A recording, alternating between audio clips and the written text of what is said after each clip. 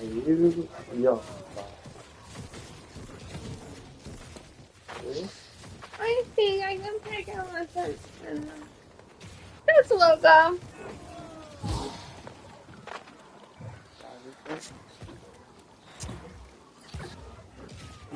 그 방금 갈게요.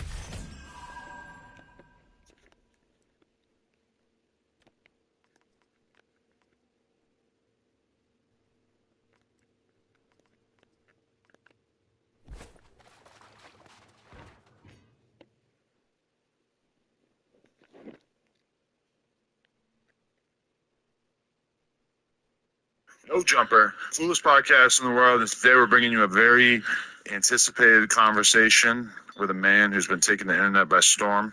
Dave Blunts is in the building. Yes, sir. How you feeling, man? Feeling good, bro. I'm a big fan. I like the energy you bring to the room. Thank you, man. I appreciate that, man. It means a lot to me, man. Hell yeah. And you want to introduce us to your white friend that I've seen in every single photo, but I don't actually know his name yet? It's my boy Jesse Jones. Jesse, okay. Legend himself. Yes, sir. Hell yeah. So you do the production, or what's your role in all this? It's like I'm Macklemore. He's Ron Lewis. Really? Yeah. So we're going to the thrift shop. Yeah. We're going to the thrift shop, popping tags. Man, people don't give Macklemore the credit that he deserves. Yeah. I mean, honestly, I fucking hate his music, and like every song I've ever heard from him, I despise, but he doesn't get discussed enough. Yeah. I'm Macklemore. You do? Okay, shit. That's not one thing we differ on. Remo, how you feeling? What's going on? We chilling, man. Dave Blunt's in here. Jesse, we got the cups on deck. Yeah. This is his first official interview. That's what I was thinking. We've Yeah, never done an interview before. we're breaking the walls down. Yes, sir.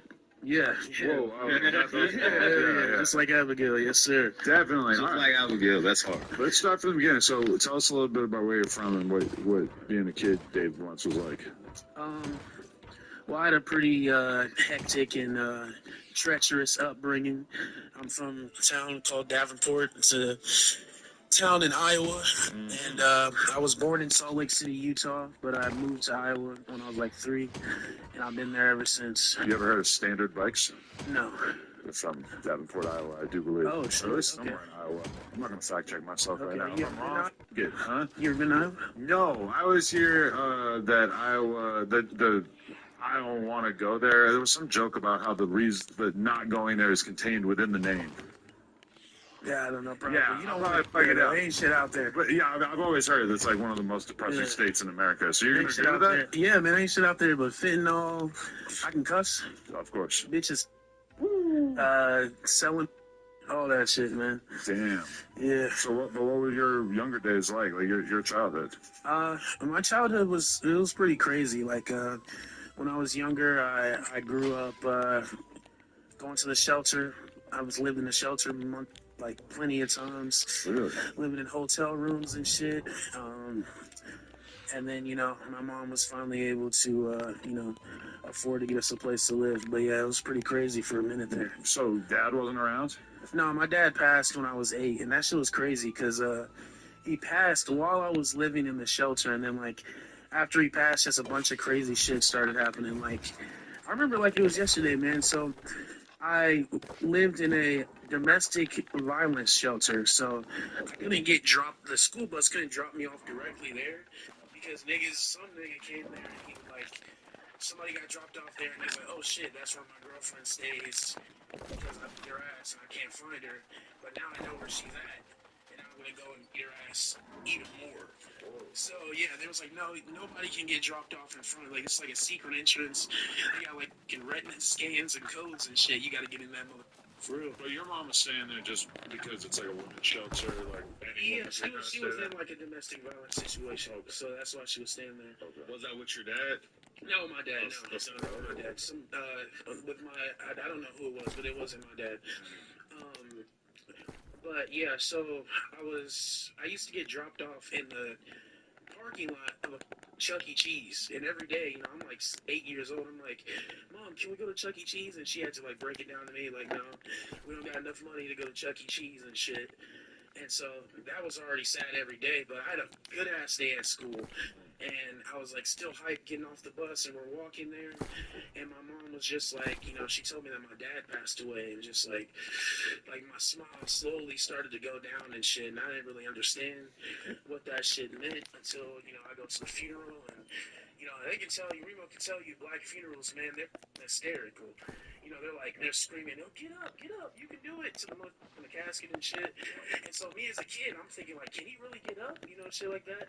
So that shit that stemmed from that was just like anxiety, like all that shit going on, everybody crying and shit. I'm realizing what the death is at that moment. Like, it was crazy as and But was your relationship with your dad decent before that?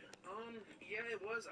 You know, we had spent time together, but I didn't really know him all too much.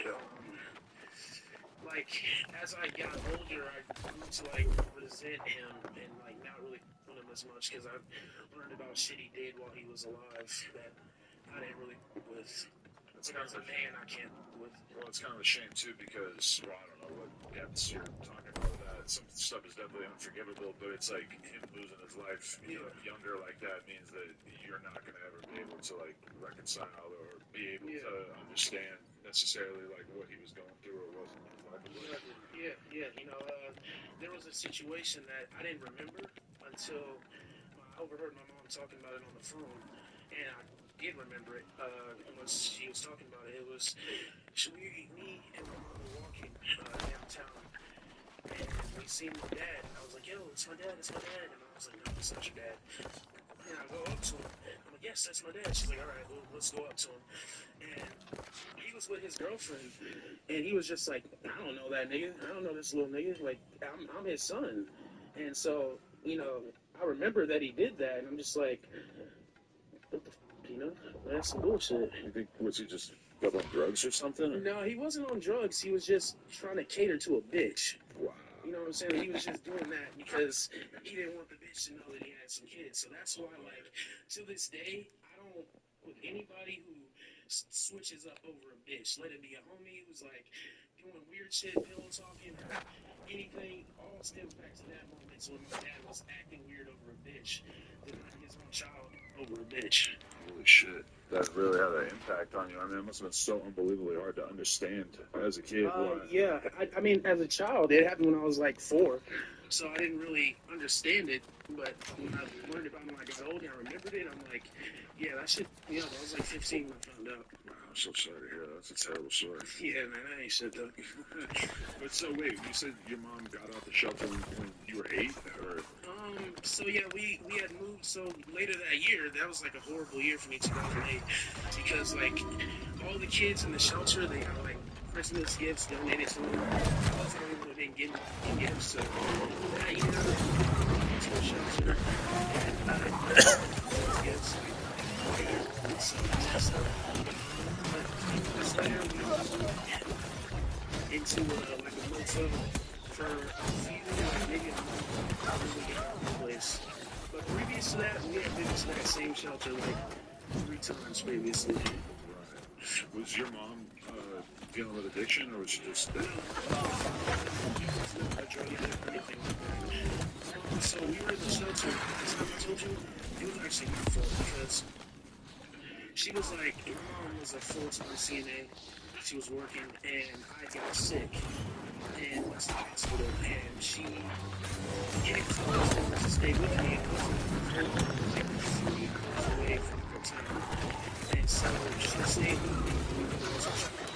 And because of that, her job fired her, and she needed to for me, so she was getting going through like a messy situation, so she was getting me anyway, so I just she was stay with me, so. Damn. So when you're going through all this, are you thinking like, damn, my life is fucked up, or are you just thinking this is life because you hadn't really been exposed to too much else? No, like after my dad died, I kind of realized like what life was. Like people die and shit, it gets treacherous. So I learned at a very young age that yeah, this ain't shit. Like this is ass. I don't like this.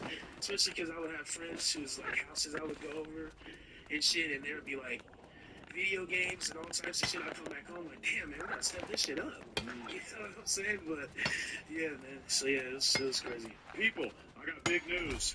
This episode is sponsored by our partners over at King Palm. King Palm has all of your smoking needs covered from wraps, OG wraps, tobacco sheets, and much, much more. Good dog. What hit me?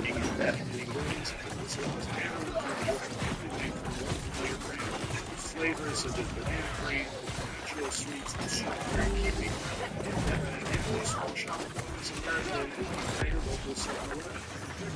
Social and use our discount code NOJUMPER50 for 50% off at King. Take the natural path with King. I had like severe asthma. I think I was at school and passed out and they kind of wake me up. And I ended up having like pneumonia and some shit. Yeah, hospital 7 months.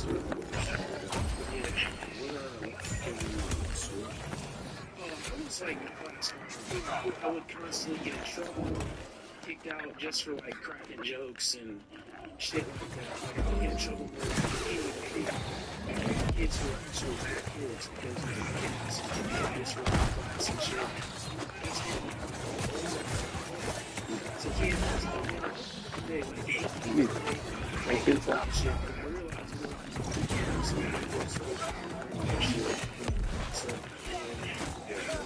You get older, and then for the most part, you're capable, or you're allowed to like be loud, you're allowed to be funny, you're allowed to like, or at least you go out of your way to end up in a way of life in which that's not looked down upon. But when I think about that, like that was the primary thing I was getting in trouble for in school too. Is like talking and joking around during class. But okay, so what was high school like, or as you get a little bit older? High school was fun, man. I didn't do shit. I didn't do any of my classwork, nothing. I was hanging out with this person with the movie. Just a bunch of shit that I shouldn't have been doing. You gotta pick up girls. We met through a mutual friend, friend Matthew. We started hanging out with him, and he's one of those people who just hung out with Amy and everybody. So, yeah, I just met him through Matthew, and then we just started hanging out. So yeah, that's how I met him. What do you guys relate over? Yeah, what was y'all down there? You look very different, but I'm guessing your personality is. What did we relate over? Well, Matthew was one crazy one because he's like 2 years older than us. So at the time we're 16, he's 18. He got his own car, he's got his own apartment. So what he would do is he would pick us up and then just take everybody over to his apartment and leave us stranded for days. Really? Like he would be like, "Yo, man, I'm gonna go go pick up my girlfriend real quick," and we'd be going for days. Keep in mind, this is school days. Like we have school the next day type shit. And my mom's calling me like, "Where the fuck are you at?" And I stay in the town I live in. It's called Davenport, and it's on the border of Iowa and Illinois. So you go across the bridge and you're in Moline, Illinois. So I'd hang out over in Moline, which is where he's from. And I'll be like, "I'm in Moline." She's like, "Go get the state. I'm home now." I'm like, "Well, I don't have a way to get home." well, let's play there. I get back.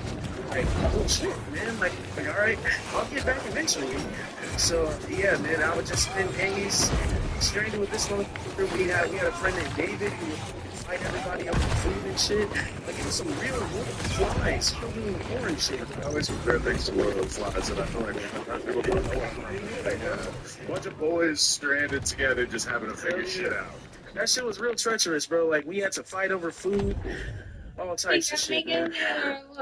Don't graduate high school? No, I did not. I didn't go to my Okay, senior baby. year. I didn't have enough credits to graduate anyway. But yeah, I think the only classes that I was passing was music and Yours take all the stinky crap. I'm going to when I leave. What do you think it was that made it hard for you to focus in school, or hard time getting shit done? Well, so I started out high school going to like an alternative school. I was getting in so much trouble in middle school. They're like, we don't think that you're ready for a normal high school setting. We want you to go to this alternative school. Well, for the alternative school, it was just all the bad kids there. So it's like, why would you put me in with all the bad kids? Like, all we're gonna do is bad shit. You know, smoking weed, skipping class. Like, I got hella referrals. It was something that a science teacher told me. Because I'm in the class every day, I'm like, bro, why the fuck are we learning about rocks? Like, this is not gonna help me at all. Like, learning about rocks and erosion and shit. I don't give a fuck about none of this shit. And she's like, you're right. You're never going to use it. I said, I'm never going to use this in my real life. Why do I need to learn this? She's like, you're right. You're never going to use this, but you have to do it. So you might as well just do it. And I'm just like, well, I'm not going to take this useless information. So at that point, when I was like in 9th grade, I just checked out from school, bro. I'm going to be honest. I'm like, you're a teacher. You just told me this is bullshit. Why would I continue to pay attention? So I kind of just checked out, showed up to the classes that I wanted to.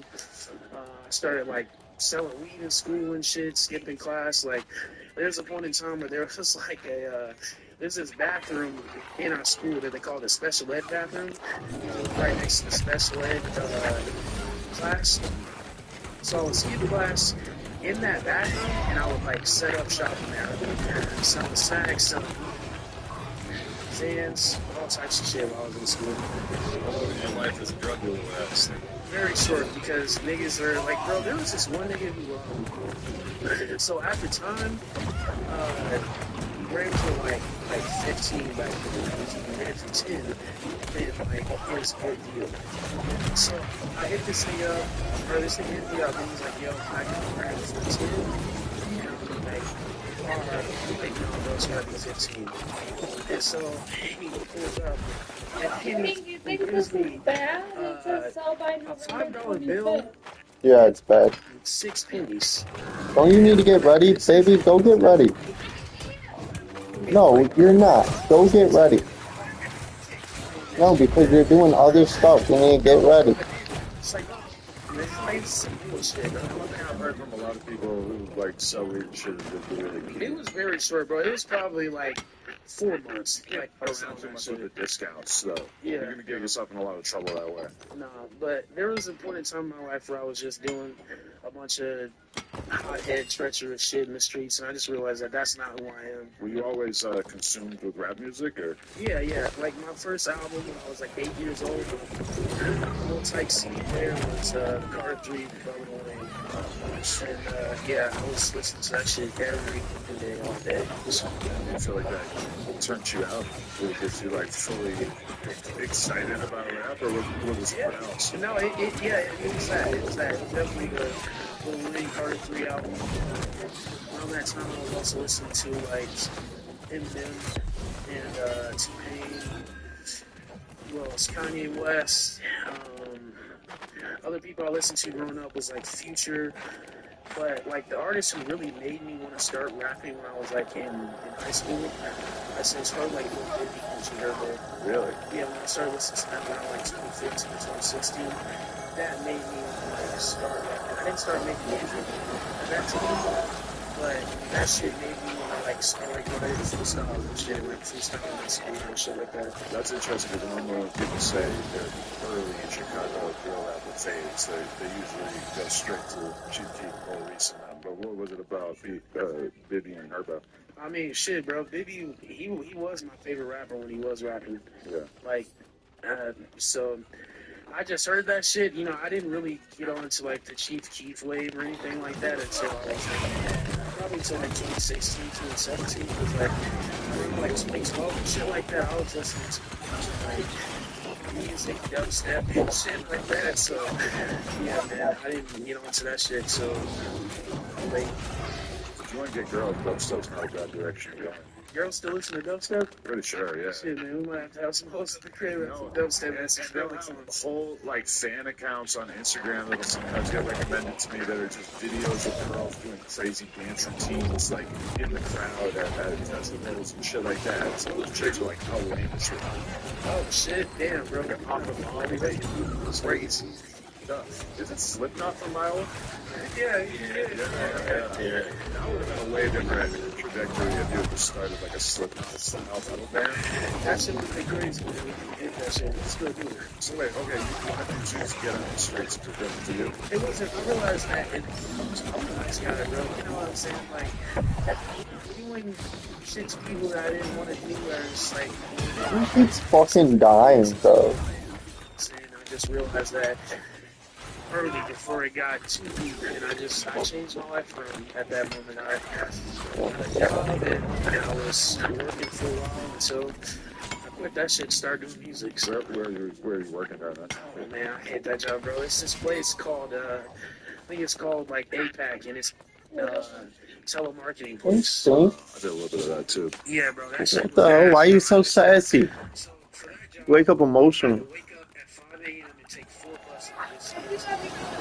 Yeah, what's up with that? It wasn't it's not city buses.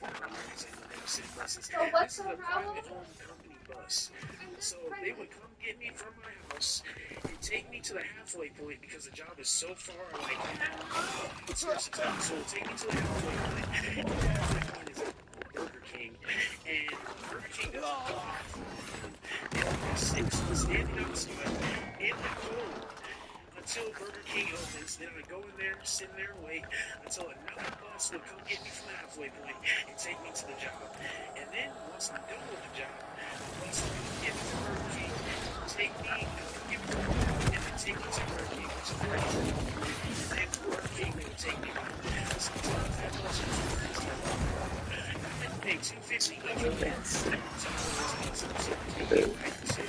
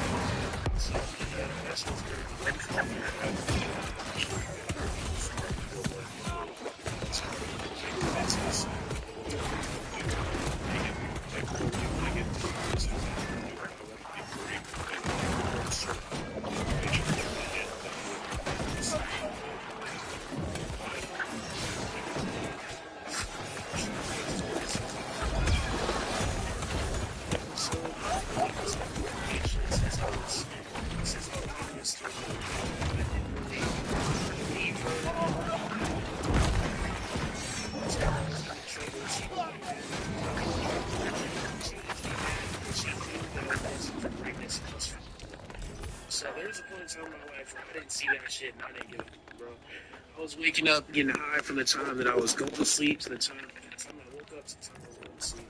So I was smoking weed. I was just like, shit, bro. I mean, I was really addicted to that shit. I was probably smoking like 2 zips a week, and keep in mind, I'm broke as shit. So it's like, that's a lot of weed for a broke motherfucker, you know what I'm saying? So yeah, I actually quit,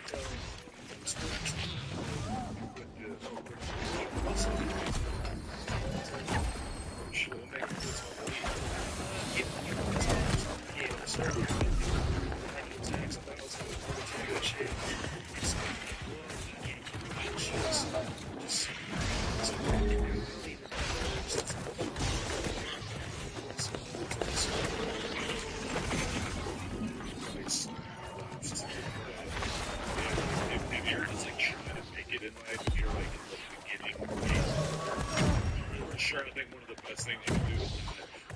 especially because you're talking about 10 weeks a week, like that's like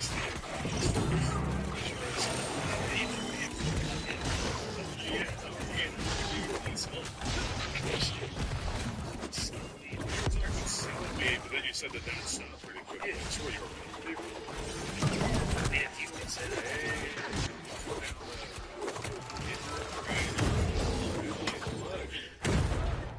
just get me down. There's people man. So, okay, you quit, one day we'll get the trap lore off Big Blunt's video. Many bodies of Dave. Okay, why'd you stop working at the call center? Was you just doing pressing, or? Yeah, so at the time, I was working at the call center. That job can suck. I had to refill older people's prescriptions. I'm not a pharmacist, so I can't pronounce the name of these prescriptions and shit. And plus, like, they can do all this shit on the website, so if they're calling me something, sometimes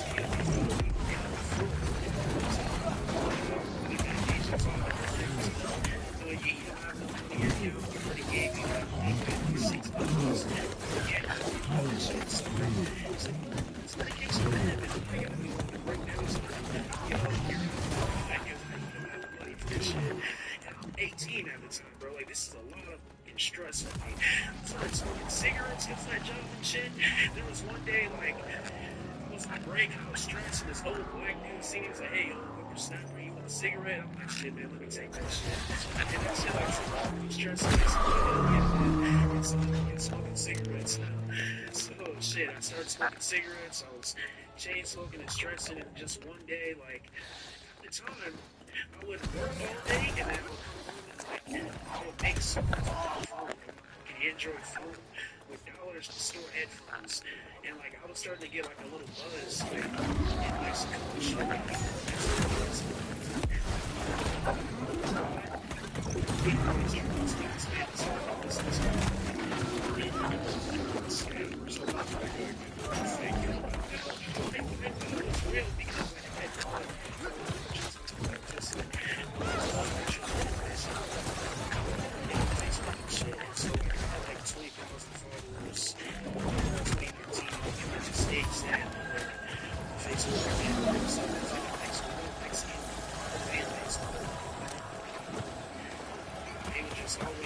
Shit, so that kind of gave me the basis to like, alright, I can't keep doing this shit. Like, I'm getting these people are fucking my music, so I gotta do this job. Like, and like I quit that shit. And when I did, I made like a big scene. I was getting ready to not say nothing, but my boss talked to me on my way out. She was like, "Well, didn't you just take your break?" And I was like, "Nah, I'm fucking quit." And I said that shit loud. I thought it was gonna be one of those scenes in the movies, you know, where everybody stands up and like, yeah.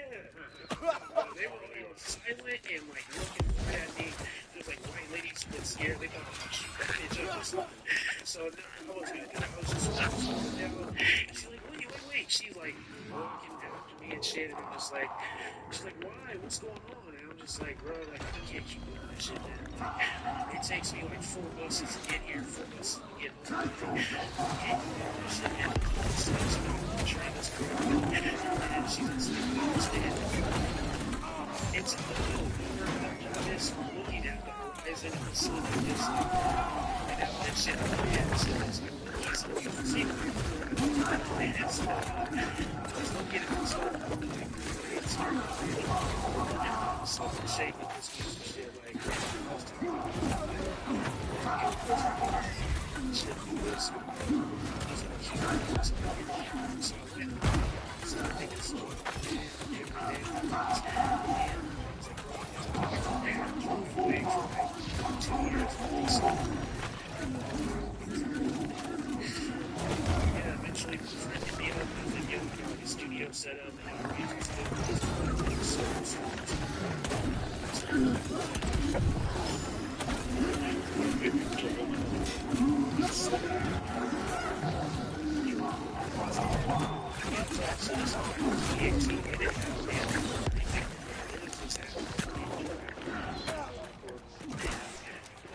Export the songs.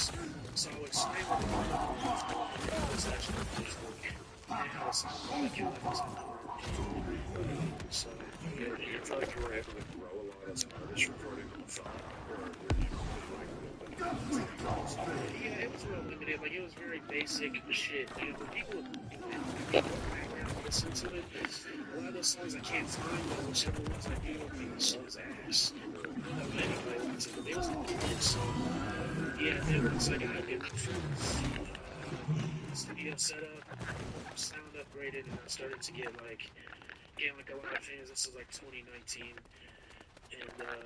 yeah, and then after that, I kind of my friend just got busy. You know, he couldn't really record me all the time, so I got my own studio equipment and started cooking up and done some other shit. You know, once I was able to like do that shit myself and really just lock in, yeah, I was able to go up. It's crazy because, like you said, that you've been rapping since 2018. Yeah. Like, so 2018, right? So Yeah, that's yeah. about 6 years. Yeah. A lot of people think that it just happened overnight. So you've been grinding for this. Yeah, like I've been unemployed for 6 months and years. Yeah, once I quit my job in 2018, I didn't go back and get another job. Like I would have like a job for like a week or something, and then something would always happen. So, yeah. So you were just staying with your mom? Yeah, staying with my mom. Where did you get money to exist? I was on Social Security.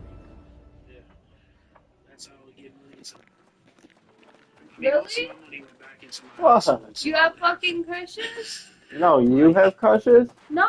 like What's wrong Me with neither. you? I'm watching the show. I don't have crushes if you don't You have need to crushes. get this straight out. If you have See? crushes, I have crushes. Just know No, that. this straight pay for my Xbox Live or my Xbox Game Pass, and then the rest of the money is just going to the household, buying groceries, shit that my mom or my sister needed. And I was today years old when I found out you had to pay a monthly fee for auto-tune.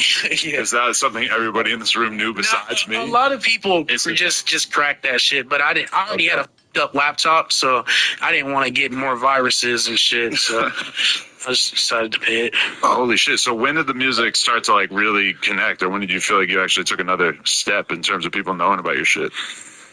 I'd say like around 2022 is when I started like getting like a following outside of Mexico and shit. For the longest time, it was just people in Mexico that listened to my music, and I would ask them like, "Yo, you guys can't even understand me. Why do you listen to my music? Like, we don't understand you, but it sounds good." So I'm like, "Damn, I'm like the reverse Bad Bunny type shit." What the That is crazy, man. Yeah. That must have been weird being stuck in that limbo of like, damn, I got some fans, but they're not exactly the fans that I thought I was gonna get. Yeah, I mean, like, I was just appreciative that anybody would listen to my music, man, for real. Like, and, you know, they're like ride or die for me to this day. You know what I'm saying? Like, there was one time there was this girl that didn't text me back, and I, like, posted, I was like, yo, if you love me, tell this girl to text me back. And, like, there's, like, 1,000 comments. And then she commented, and then they were just, like, harassing her in her inbox and shit. And she's like, why the f- did you do that? I didn't know the power that I had at that moment. I'm like, damn, these motherfuckers is on go for real. That's crazy. So, but yeah, hey, man, they like what they like south of the border because, like, I don't know if you know Drake Bell. Yeah. Like, he got canceled / like stopped being considered cool in America. Motherfucker goes down to Mexico and he's like the biggest thing, and like they still fuck with him like crazy, even though he's like super controversial out here. And I don't really understand it, but he's out here like filming like Spanish versions of like every song, learn to speak the language and shit. You never thought about doing that? I made a couple Spanish songs before. Oh, there you go, yeah. But the thing is, like, a lot of my only music that's out is from this year and like the end of last year, because like in November I got like really discouraged. I'm like, it's about to be 6 years of me making music. Like, I'm broke as shit. You know what I'm saying? Like, nothing really to show for it. I'm gonna quit. So I just deleted all my music. I had a full discography out since from like 2018. I deleted all that shit back in like November, and around that time, November, and then like I was done making music for like 2 weeks, and then just everybody just like, what the fuck, this song was on my playlist, like, where is it at? People just like telling me to keep going with the music shit. And there was been times over the years where I did quit music for a minute, There was one time I actually like threw my studio equipment away in the garbage. It was at the bottom, and there was like a bunch of shit on top of it. There's like just garbage on top of it. And so I go to hang out with my friends. I come back, and my music equipment is laying on my bed with a note. And my mom said, never give up on your dreams. And I'm like, damn, got to keep going now. So every time I tried to quit, it would be something like that would draw me back in. No, but that's motivational to think that like 6 years of hard work is not enough for everybody for them to make it in the music business. I was listening to an interview with this girl that I've been listening to a lot lately, and she said that. She's like, realistically, if you want to make it as a musician, you probably need to be ready to put 10 years in of grinding your ass off before you're going to make it. And like she was saying that in the context of like, I feel so lucky I made it after working for like 5 or 6 years. But there's a lot of people out there that have been working for 6 months that probably just needed to hear you say that it took you 6 years to really get where you needed to be. Yeah, and 6 years of just, there'll be like little sparks of something, like I said, I had the Mexican fan base, and yeah, like that's really what kept me going, man. I didn't play Fortnite with my fans and shit. One day one of my fans like kept blowing me up on Messenger, calling me on Messenger, and I finally answered, and he was a kid, he was in school, he's like, "Hey Dave." I'm like, "What's up, man?" And then he turned his phone to his classroom with like 30 students, like, "Hi Dave, hola Dave," and shit. I'm like, "Oh hell yeah." That shit was cool as hell. And so little shit like that would keep me going, For 6 years you were rapping, were you going by Dave Blunts the whole time? Yeah, Dave Blunts the whole time. So the reason why my name is Dave Blunts is my Facebook kept getting banned, and like I kept getting Just like I reported and said, shit. you got crushes, So I got crushes. I just had to keep making random names. And one day I was smoking a blunt and making a Facebook. And No, I'm like, because shit, it's like Dave Blunts.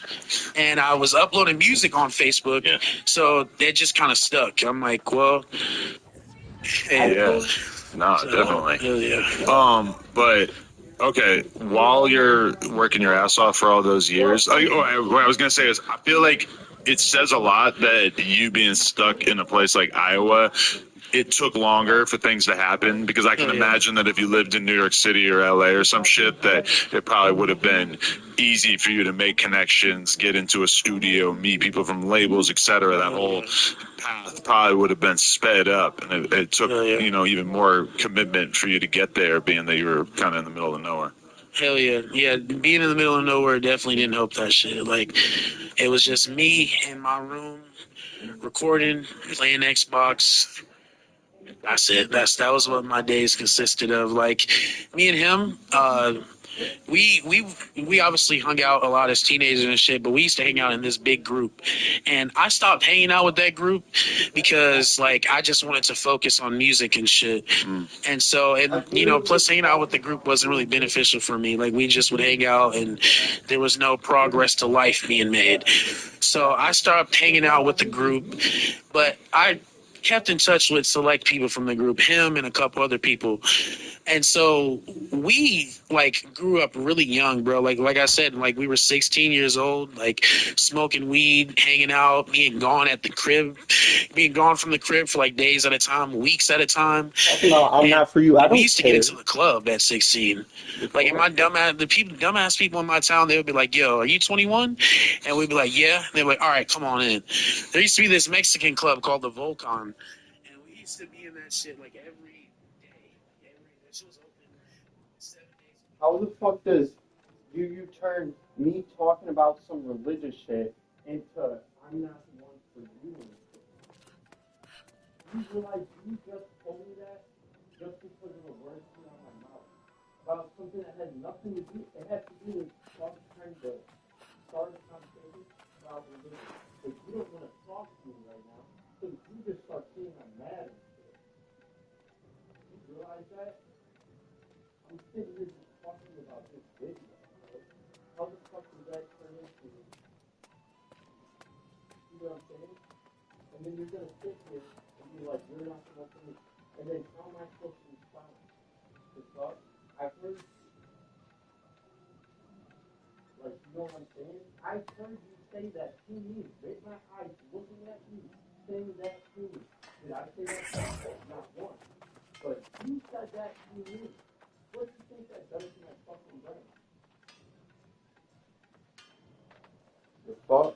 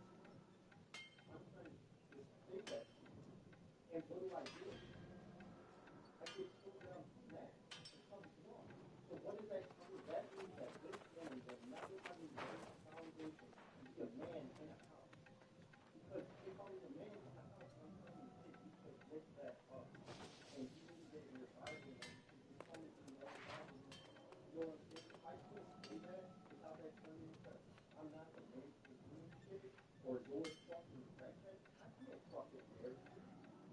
You know what I'm saying? How the fuck am I gonna raise kids in a house with you when anytime you get mad, you start saying that dad's on fucking drugs?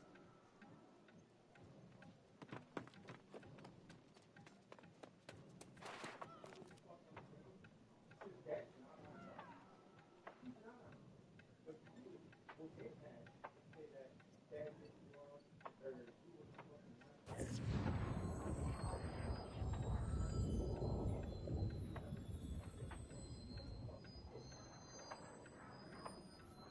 Because what the fuck does any of that have to do with what the fuck I'm talking about? Nothing. We're talking about some stupid, goofy shit, and then you're telling me that I'm mad because I'm saying something you don't like what I'm saying, so you're responding, I'm mad. Your response is what starts the argument. Why are you responding to me by telling me how I feel? That's not a response.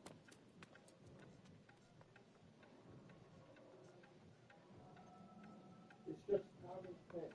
Exactly. That's common fucking sense. You're telling me I'm mad, but we're just having a conversation. So now I'm telling you, what are you talking about? I'm not mad, and still having a conversation with you, but now you're just telling me that I'm mad. Now I'm getting mad because you're telling me I'm mad. The fuck?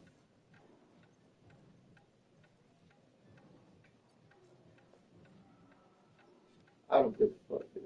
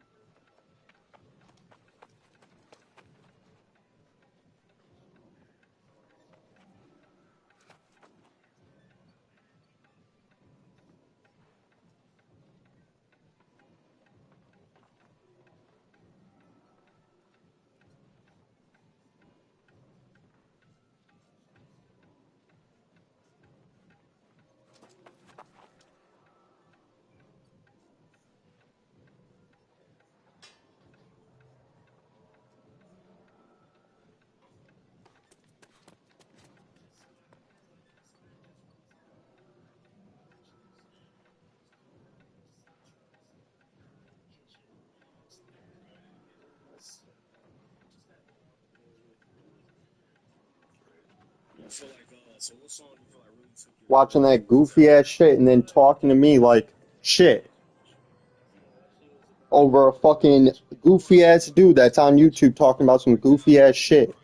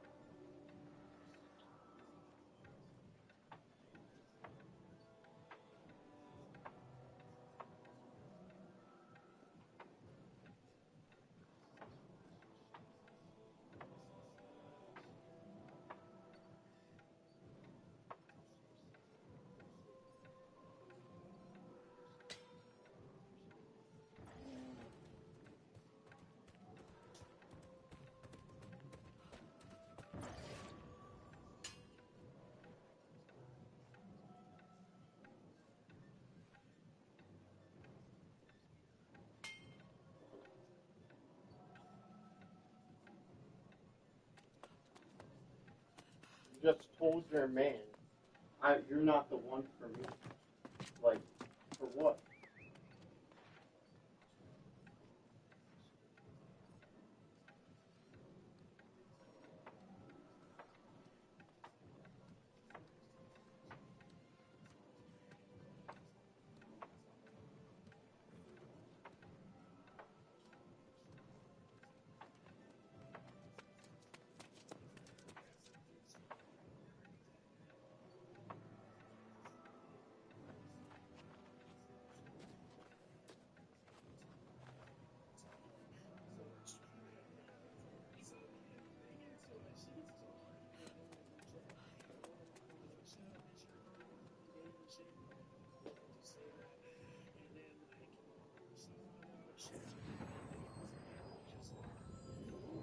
We see each other in school and say fuck you and shit like that. Oh, bitch, you know, fat ass, you know, shit like that. And you know, like, so we would, sometimes we'd be cool. We see each other, say what's up, and be cool. But there was one day we were in the cafeteria, and what I would do at school during lunch is, like, we would just go around, like, cracking jokes, like, have a big crowd. It'll be like roast sessions, freestyles, and shit. And one day I said something to one of her friends, and she was just like, oh, shut the fuck up, fat ass. And she said something that got, like, the whole crowd turned on me, and they were like, on her side, they were like, ooh. So I needed, in the moment, I needed to think quick, and I needed to say something that would, like, get the people back on my side. You know what I'm saying? So I remember she, like, we hung out one time, like, at night, and, like, we took a picture in front of my house, and then, like, that, like, kind of gave validity to the rumor that me and her, like, had and shit. So it was like, I'm like, okay, like, people think that I can use that to my advantage. So I was just like, shut up, bitch. You know, you pulled up to my crib late at night, and we all know we did more than just hang out and talk. You know, crowd was like, oh shit, and she ran out of the cafeteria crying and shit. Now that's what I'm saying. Like, I've done up shit, she's done up shit as well. That's a really up thing. But at the same time, Adam, Remo, Jesse. That's a good interview tactic. Constantly, like, relate to people by saying their name. That's a good move. You're smart. I was 15 at the time, man, and it's like I'm 23 now. You know, I'm a grown ass man with real responsibilities. People depending on me. It's like I'm not the same person I was back then. So after she, you know, ran out this cafeteria crying, I felt bad, and it was just really from then on, we just wasn't cool. But then, you know, she would, like, reach out. She, like, reached out one time when we were after high school. I was like 19, and we started hanging out. We started kicking it, and she would, like, come to the studio with me, and we would make music together and shit. And yeah, like, around that time, she would just do weird shit, bro. Like, we would get into arguments, and she would always bring up that moment from when we were 15. You know, I lied about that shit, and I apologized to her, like, so many times, severely, and she says that she would forgive me, but then she would bring that shit up every time we would have an argument. And I'm just like, okay, if you don't forgive me, you think I'm the worst person in the world? Cool. Leave me the fuck alone. Stay farther away from me. Because I'm not trying to sit here and, like, deal with that shit. Like, that's just dumb shit, bro. Like, at this time, I'm a grown-ass man. I'm trying to make some shit shake with music. You know what I'm saying? Like, this is extra shit that I don't need to deal with. I don't need to be worrying about this shit. So, yeah, man. And then, I was, like, we were hanging together. I liked her. I with her, and she would always make it seem like, oh, like, I want to be together, but I know that we're gonna like get into an argument and you're gonna do some bogus shit. Like, I want to be with you, but I don't think we should. And I'm like, all right, hey, if you don't want to be together, I'm perfectly fine with that shit. Leave me alone, man. Don't come around me. Stop coming around me and my friends. Like, I don't want you around. You know what I'm saying?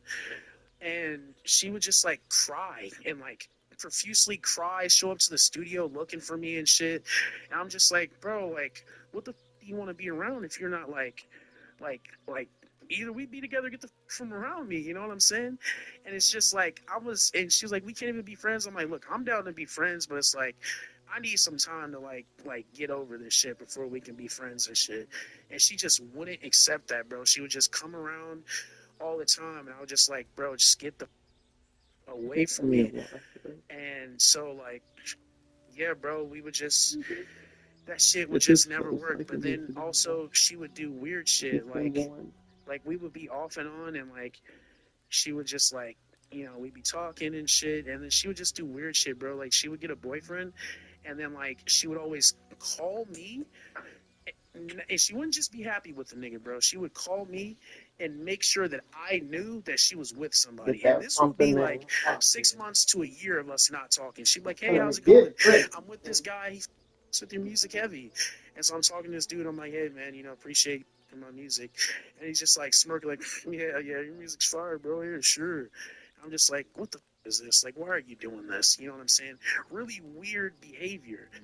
And it's like, I don't know why she would do that. Like, she would be in a whole relationship and still try to involve me in that shit. And then she would get mad at me when the dudes would, like, stop with her because all she's doing is mentioning me. And it's like, okay, well, you can't blame me for that. All you got to do is leave me alone. Simple. You know what I'm saying? But with this she would do that so many times. She's done that shit. And so with this most recent situation, Julian Madison. Wait, so you and Madison never were dating, but y'all kind of like were in love, it seems like. Yeah. You loved her? Yeah. And she kind of like loved you, it seems like, right? I mean, she would say that she didn't, but all her actions kind of went against that. You know what I'm saying? It's like I would say, leave me alone. I don't want to talk to you. And she would keep like trying to force herself either into my life or like into my friend group so she can be around me. And I'm just like, what the f- is this? You know what I'm saying? But she would always say like I want to be with you, but I don't know. Like, I just feel like you're going to do some bogus shit again. I'm like, hey, that's perfectly fine if you think that. I'm not going to do that, but if you think that, cool, leave me alone. But like I said, she would do that weird shit and like call me with like dudes and shit, and like her relationships wouldn't work out because she was always talking about me instead of being happy with the nigga. So with this most recent Julian situation, which is her boyfriend that she's engaged. Well, she's engaged to him. She's getting married to him. Yeah. All right, break that down. So she calls me one day. I have like a Bible study group that I do with him and a couple other people like over FaceTime. And I'm in the middle of Bible study, and she calls me. I don't answer because I'm in Bible study. There are many things that you've said already on this podcast that I've never heard anyone say in an interview, and I'm going to throw Bible study, the Bible study that we run on FaceTime. I don't think I ever had a rapper say that. So they're very unique. Yeah. Hell yeah. Thank you. So, yeah, I'm in Bible study, so I don't answer. She then texts me, and she says, yo, I'm with a Make-A-Wish kid, and he wants to meet you. And she sends me a picture of some dude in the hospital. Clearly, she's around. And this motherfucker looks like Agent Junie Cortez from Spy Kids and shit. He's got a up ass curly haircut and shit. And I'm like, man, that boy don't know me. Like, it's on somewhere. And she was like, well, he wants you to release one of the songs you deleted. Like, if you release that, like, he really wants that. I'm just like, dude, turn that shit off. What the fuck?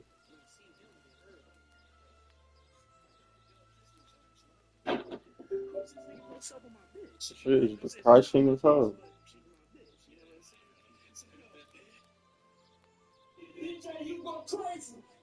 DJ UTV, let them know who we got in the building. We got the Cloud family right here. Oh my God. Mama Duck, what you on, guys? No, just chilling. You know what I'm saying? Same old shit, just different toilet. Brought my people with me though. From my clan with me. Well, welcome back to DJ UTV. It's definitely a blessing to have you. Let the folks know who you got on the couch with you. I got Shishi in the building. Sadon. This is Lachey. This is Lou, what I call it, but it's Lachey. Okay. Yeah. And these your kids? Yes, they are. These are 3 of them. My children. 3 of how many again? 10. 10. Yeah. I thought I heard you correctly when you said that before. How was y'all Thanksgiving? Wonderful.